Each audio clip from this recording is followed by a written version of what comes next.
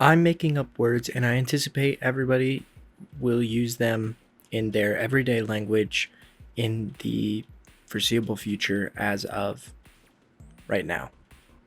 So, I came up with 5 words. All of this is in an attempt to help streamline passions, help streamline defining how passions are and what it takes to get into them, how daunting they could be, all this, so on and so forth.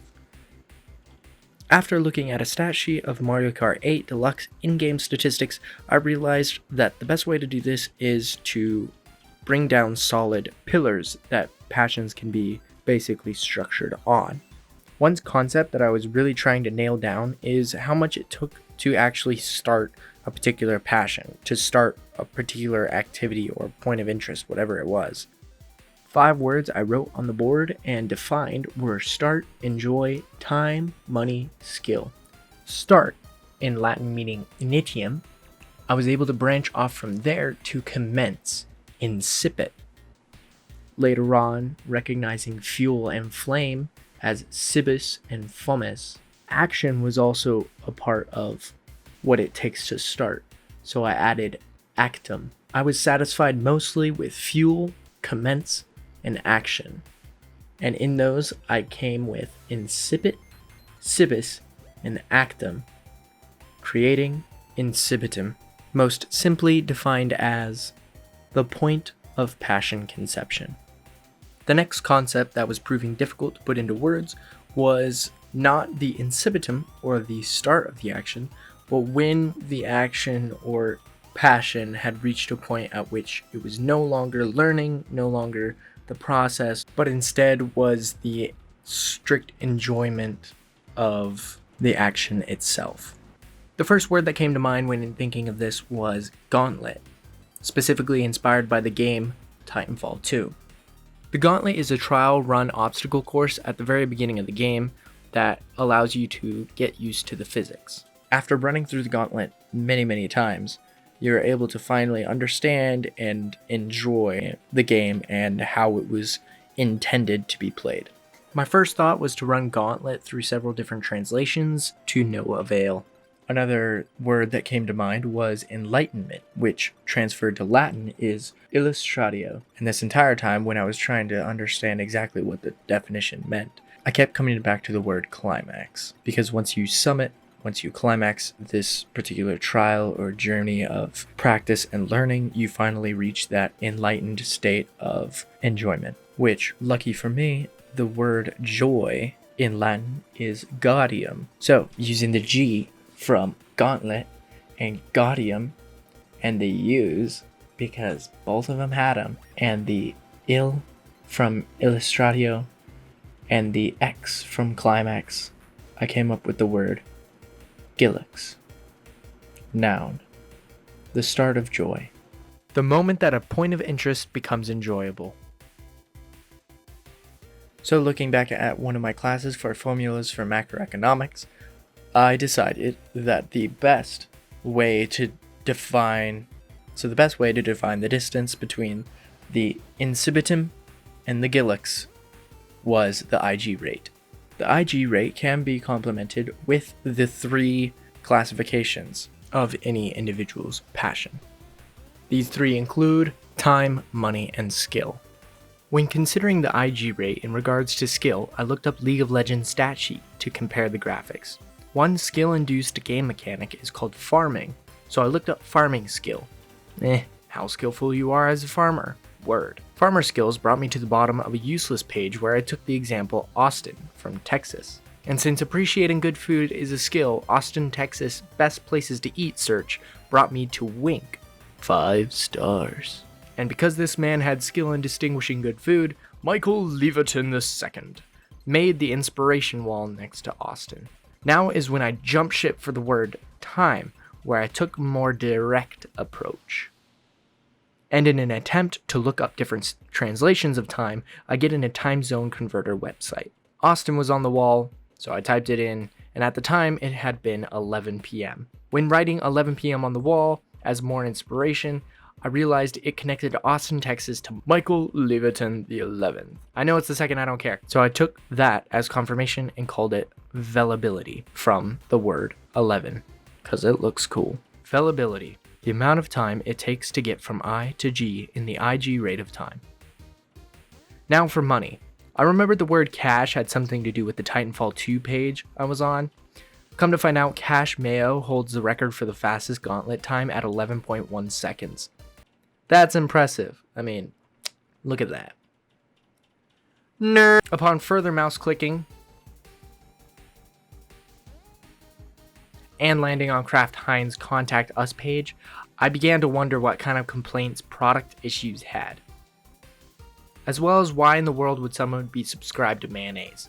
Looking for the owner, I found no info, so after another search I reached Bob Kraft, and I didn't want to name it after Bob. So in a Quora ad, I transported to Fresh Prince of Bel-Air, where I looked up who wrote it, and it gave me only who composed the theme song. The theme song is great, so I had no objections on finding out who made the song. As a sign of respect, I had no problems with coming up with the word. Quincibility, the amount of money it takes to get from I to G in the IG rate of money. Skill came after a bit longer. After looking up who is the most skilled person in the world, I got a page trying to inspire people that they are special. Nope. A little bit down from that page was the most skilled people in the world video. This included a guy that can drift with his feet, another guy that drove backwards as a living as a taxi driver, the second barrel roll in a car, the fastest stair climb in a car, the longest drift, the fastest tractor, and a few other vehicular accomplishments. Clearly, this creator believes that only skill can be accomplished behind a wheel. What I found really ironic was that they had two little clips throughout the video that caught my eye. One of them was some pilots doing an aeronautical demonstration thing, and the other part was a ad from Jean-Claude Van Damme. And not to belittle any of the other accomplishments with vehicles, because skill can come in many different shapes and forms, but the accomplishments of Jean-Claude Van Damme and pilots like the Blue Angels is just amazing. And the ad was only for the trucks. It had nothing to do with Jean-Claude Van Damme, so they didn't even give the ending, which was the best part. So I took Jean-Claude Van Damme as a very skillful individual. And along with being in ballet, he was also a professional fighter later on in his life. And he went on to have a 18-1 record. So logic says that whoever beat him must be more skillful. Well, he had 18 knockouts, and the one loss was a knockout on his opponent, but he kicked him while he was going down, something along those lines. So it was 19 knockouts, 1 disqualification.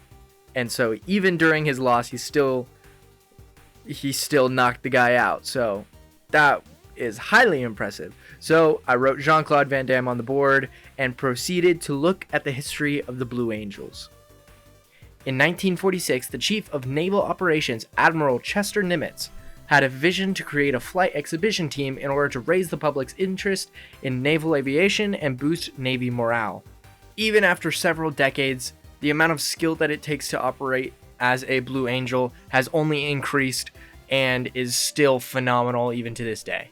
I wanted to kind of embody the Blue Angels, and by doing that, I decided to choose one of their flight leaders. So in respect to Dusty, I put his name, Raleigh Dusty Rhodes, on the board. And with that, I had the J from Jean and the Usty from Dusty, and I put them together and got Justability, the amount of skill it takes to get from I to G in the IG rate of skill. And get it? That skill is just ability. I go on to create a few diagrams to just kind of streamline the visuals of how everything works together.